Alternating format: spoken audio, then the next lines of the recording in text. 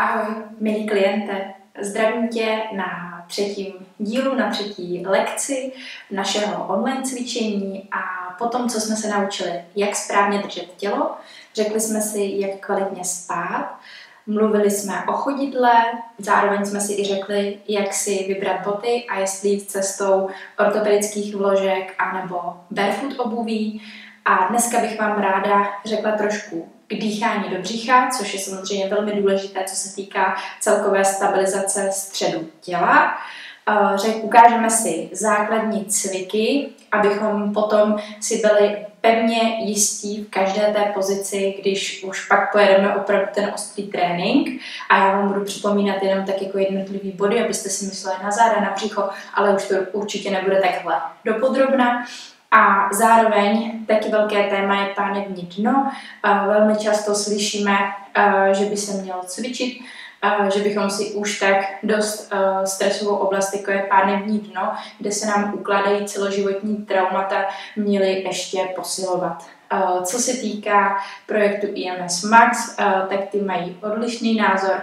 Co se týká i nějakých školení, certifikací, udělala jsem si vlastní obrázek a za mě by se jednoznačně mělo pánevní dno uvolňovat po tom, co umíme nastavit posturu do správného držení těla a pánev máme v neutrální pozici. Tak, jenom v rychlosti správné držení těla, říkám to teď u třetího videa, potom už se tomu nebudu věnovat a bude to na vás.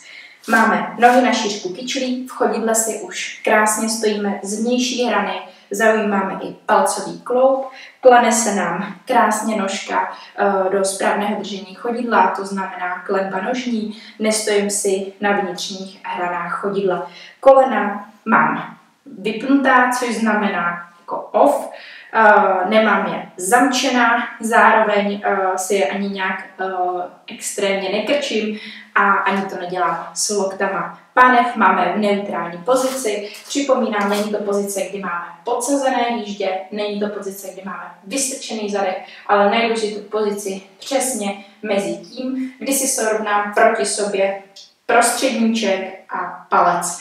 To znamená neutrální pozici pánve, potom už mi nezbyde nic lepšího, než se snažit růst, což je náš prvotní impuls. Ve chvíli, kdy se snažíme růst, tak se tělo zvládá rovnat samo.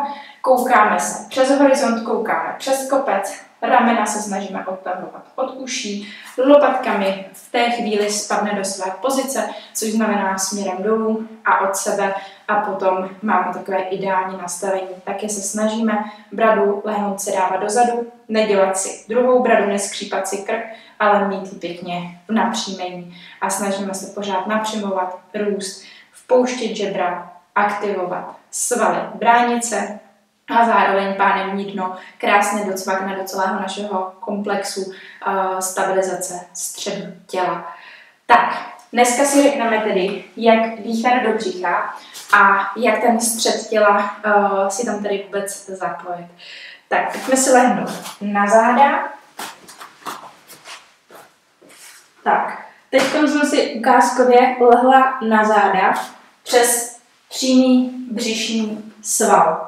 Pokud si vždycky budeme chtít lehat, ať už je to u cvičení, anebo ať třeba je to, že si leháte do postele, tak vždycky se snažíme lehat přes bok. Ocení to zejména maminky, které bojují například s diastázou po porodu, což je rozestup břišní stěny a tím, že si leháme na bok, tak tím dopřáváme té linie albě, že se hezky stahuje k sobě, aktivujeme šikmé břišní svaly a nehrozí tam podpora přímého břišního lisu, což znamená těch svalů, které jsou hnedka tady v té horní části a nedáváme prostor, aby se nám břišní stěna stále rozestupovala od sebe. Takže leháme si hezky přes bok, lehneme si na záda a už zase držíme principy správného držení těla, což znamená nožky mám na šířku kyčlí, špičky míří směrem dopředu, také si povídám, jestli jednu nožku nemám vepředu, druhou vzadu. Snažím se navnímat v pozici v leže vůči podložce. Co se týká pánve, tak se snažím neprohybat, ale zároveň si dejte pozor a ani nevcucávejte bedra k podložce. Nesnažte se mít nalehnutá žebra úplně na podložce. Pokud nám kopírují obratle podložku, Nedává to úplně smysl, protože páteř je esovitě prohnutá, tudíž můžeme lehkou toleranci páteře mít i tady. Což znamená, že si třeba pod páteř strčím úplně v klidu 2 prsty, nemám tam škvíru, že by mi tam prolezla myška, ale zároveň ani netisknu ty bedra k podložce. Máme tam i tuto vůli kvůli obratlům, máme tam, že malý nárazníčky, malinký airbagy, což jsou meziobratlové ploténky, takže snažíme se té páteři nechávat tu pružnost. Pánev držíme v neutrální pozici, ramena máme pod uší a snažíme se dodržovat i šířku našich zád, které jsou pro nás stabilizačním prvkem. Ležím si na zádech, ruce mám rozložené a teď úplně první co, sáhněte si tady nahoru na žebra. Hnedka, co máte horní část těch žeber pod prsama. Teď můžete někdo cítit, že vám třeba levá část vystupuje více oproti té pravé, anebo opačně, anebo vystupují ty žebra obojí a jsme pořád prohnutý. Ve chvíli, kdy se snažím nechávat páteř v té pružné pozici, netisknu bedra úplně k zemi, neaktivuju hýždě, ale snažím se pouze aktivovat bříško. A toho docílíme správným dýcháním do břicha. Tak, jak dýchání do břicha má vypadat? Snažte se dech pod klíčku nebo vůbec to hrudní dýchání přesunout do dýchání do břicha. Znamená to, že si dáme ruce na poslední žebra, na ta volná, nadechnu se a s výdechem se snažím vpustit tyto horní žebra pomaličku. S výdechem dolů, jako směrem k pánevnímu dnu a snažím se ty žebra také zapustit kousíček zase směrem k páteři. Opět neříkám podložce, aby se nám nestalo, že se snažíme zase ty obratle úplně naléhnout na zem. Jo? Máme tam tu maličkou vůli, takže žebra ještě jednou vpouštím směrem k pánevnímu dnu a zapouštím je taky směrem dolů. Pojďme si dát pár nádechů, výdechů. A jak mám ty ruce na těch spodních žebrech, na těch volných, tak když si ty ruce dáte kolem těch žeber, tak se snažíme dýchat nahoru do ukazováčku, dovnitř do ruky a dozadu do palce.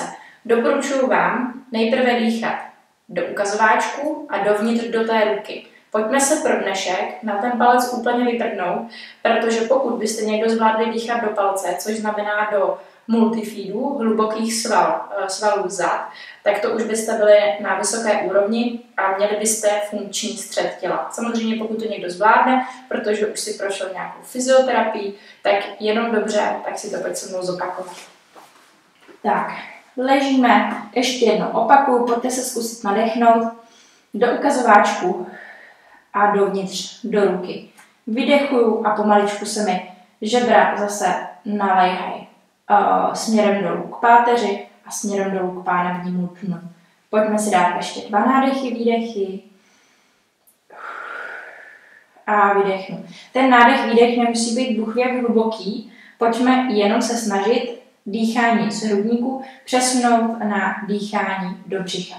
Ve chvíli, kdy zvládáme dýchat do ukazováčku, dovnitř do ruky i do palce, tudíž se nám vytvoří z břicha takový válec. Dávejte si pozor, abyste nedýchali bráničně pouze nahoru a takhle se vám nenavkovalo jenom bříško. To by znamenalo, že se jedná o dysfunkční brániční dýchání a vlastně není to ta podpora toho středu těla a nedá se to nazývat bráničním dýcháním.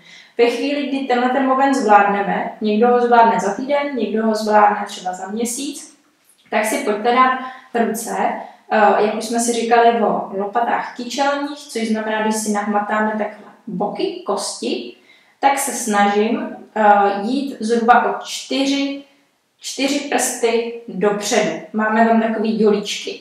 A v těch dělíčkách se budeme snažit udržovat takzvaný nitrobřišní tlak.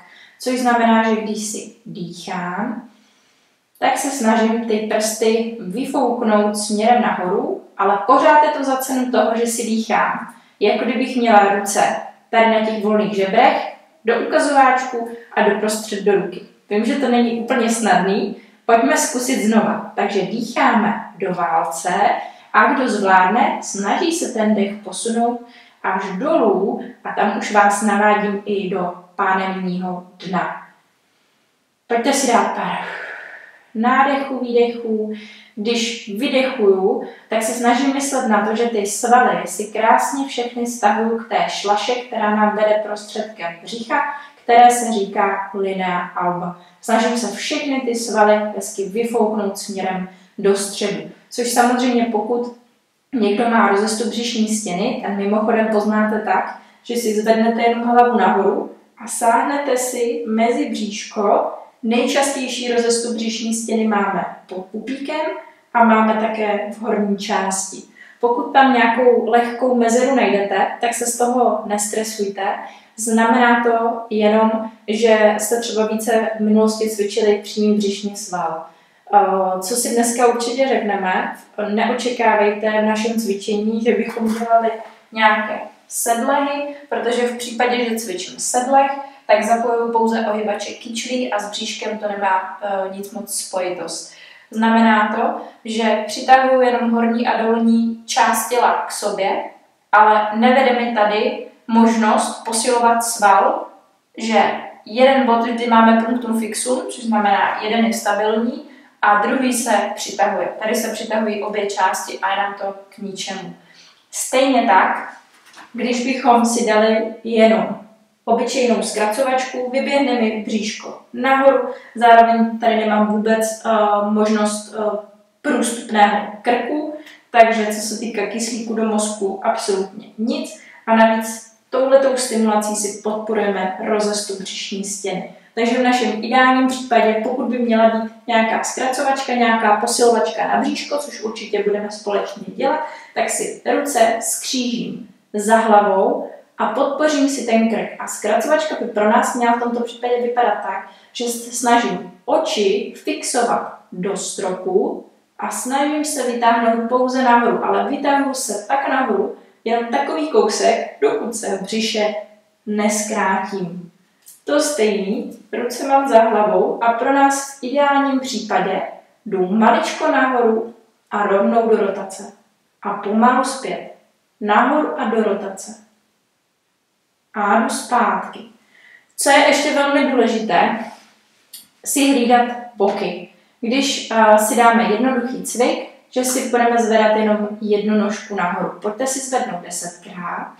A když tu nožku zvedáte, už si u toho dýcháme do břicha, zapojíme svaly bránice, což znamená, že náš střed těla momentálně aktivně pracuje, tak si dávám pozor, abych ty pánvi v těch bokách takhle nehaprovala.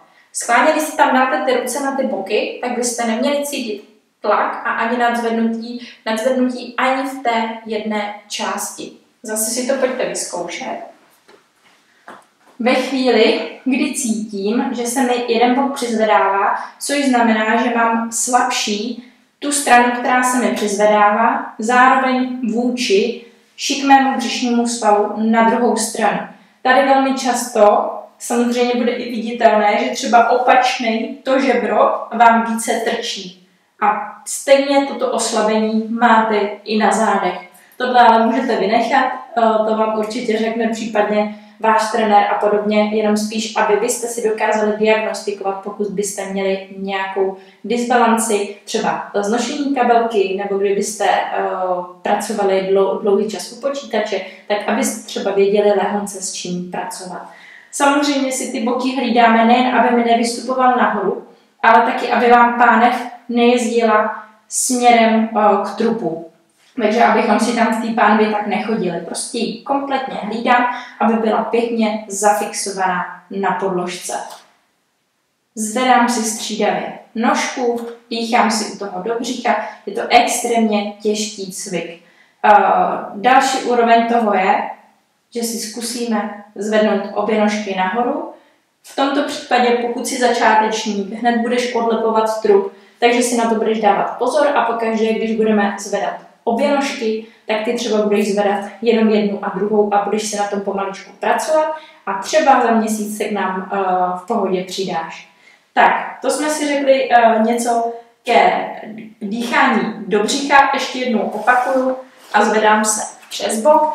Pokud dýcháme do břicha, není žádoucí, aby se nám bříško pouze pořád jenom dávalo nahoru a dolů, aby se nám nafukovalo, vyfukovalo. Prosím vás, snažte se dýchat nahoru samozřejmě, ale ten tlak také rozprostřít do stran. Takže dýchám do krásného válce a v ideálním případě pojďme dýchat i do těch spodních zad, abychom si vytvořili vlastně pevný střed těla, který nám potom už nějakým způsobem nás neohrozí jakýkoliv úraz. Tak, pevný střed těla, extrémně důležitý pro zbytek těla, když jdu lyžovat, když dělám jakýkoliv sport. Prostě pevný střed těla je alfa, omega, úplně všeho. Tak, to jsme si řekli něco k dýchání do břicha a ještě bych vám tady dneska chtěla dát jeden takový bonus a ten bude opět s balónkem, který známe z minula a to bude cvik na uvolnění pánevního dna. Pojďte si vzít balonek, zase to může být tenisák, balonek na línej tenis, florbalový míček, golfový míček, jakýkoliv budete mít. Já si k vám sednu bokem, abyste to dobře viděli. Pojďte se posadit a natáhněte si nohy před sebe. Teď si dáme balónek na sedací kost. Dáme si balónek pod zadek, dobře slyšíte. Tak, na ten balónek se posadím a snažím se hezky usadit. Jsem na příjmení, případně se trošičku můžu přidržovat. Tak, nebojím se na něj dát lehonce váhu. Někoho to může třeba výrazně bolet, tak buď si vemte nějaký měkčí balónek, anebo se maličko přizvedněte a příště, když budete tu sedací kost stimulovat, tak to bude lepší. Tak, chviličku si posadím a potom, co je také důležitý, tak si stimulovat i bod pod hýždí, což znamená, říká se tomu jako takzvaný podprdelák. Jo? Pojďte si ten balonek dát o 2 balonky níž a dáme si to na úpony zadní strany stehna. V tomto případě, pokud si dáte ten balonek správně, tak můžete cítit, že vám ty úpony jedou až pod koleno, což děláte správně.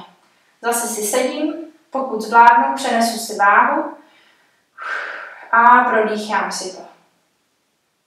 Tak a nic víc. Pokud zvládnu, můžu ještě těžší si udělat, ale lehonce se nakloním dopředu. V této fázi už si protahu zadní stranu stehna. A prodýchám si. A balonek si dáme pryč. Tak. Zatím nechám na vás, jak to cítíte. Pojďte si dát ještě balonek na druhou stranu a potom vám řeknu, kvůli čemu to vlastně děláme. Tak, zase balonek dám si pod hýždí. Hezky, opravdu si dám pod tu kost, pod tu sedací kost.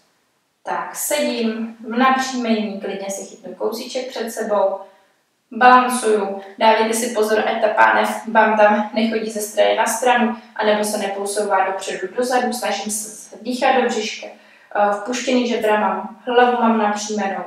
A pojďte si ten balonek dát opět o 2 balonky dolů a dám si to na úpony hamstringu.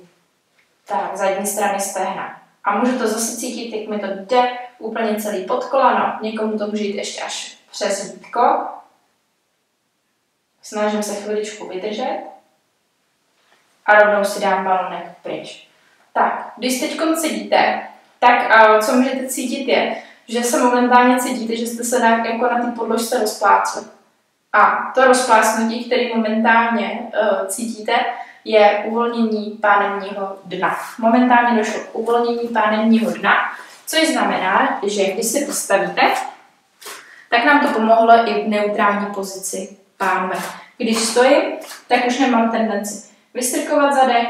Někdo, kdo si třeba i sedí, má hodně přetížený pohybaček kyčlí, tak je právě tento cvik vhodný. Co se týká pánevního dna, je moc důležitý, aby bylo uvolněné, protože celkově pánevní dno působí velký stres na naše tělo a taky tento cvik zlepšuje sexuální prožitek jak u mužů, tak u žen. Tak to byl bonus, malinký balonek ježatej, Já vám přeju krásný zbytek dne a těším se na náš 4. díl, kdy se pustíme více a více do cvičení. Tak ahoj, měj se prima.